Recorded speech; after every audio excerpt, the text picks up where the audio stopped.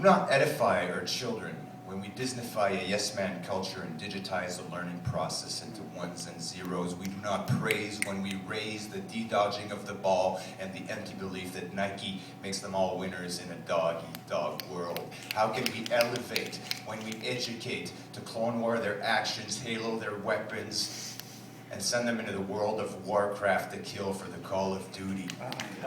We McDonaldized their eyes, Kentucky fried their brains with designer drugs that keep them quiet in class when they should be laughing and screaming.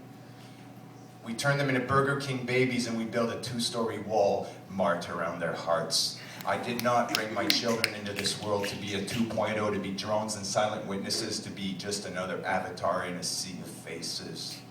I will not cyber their sex, I will not Facebook their intimacy, and I will not send them into the world to play Survivor while Big Brother watches from behind a screen hoping that the million will be won by making an alliance with the biggest loser.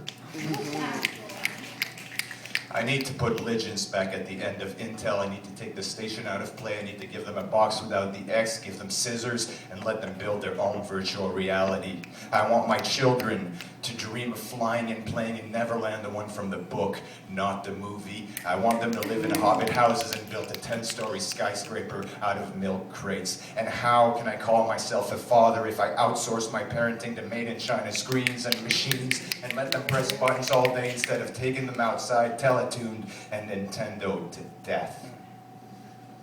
They need to understand that you don't get coins from running through a maze, that go-karts might fly for a second but have this nasty tendency to land, and that getting shot by a thug in a dark alley hurts and you will not get a second life. They need to know that friendship does not begin with a Google search and end with the click of a mouse, that like is not a function on the screen but an actual action with real-life consequences.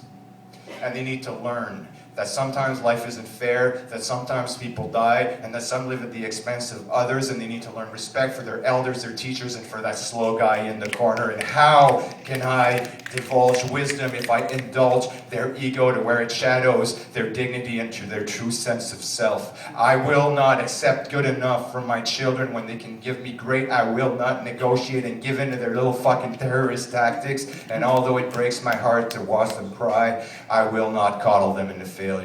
So Nickelodeon can kiss my ass.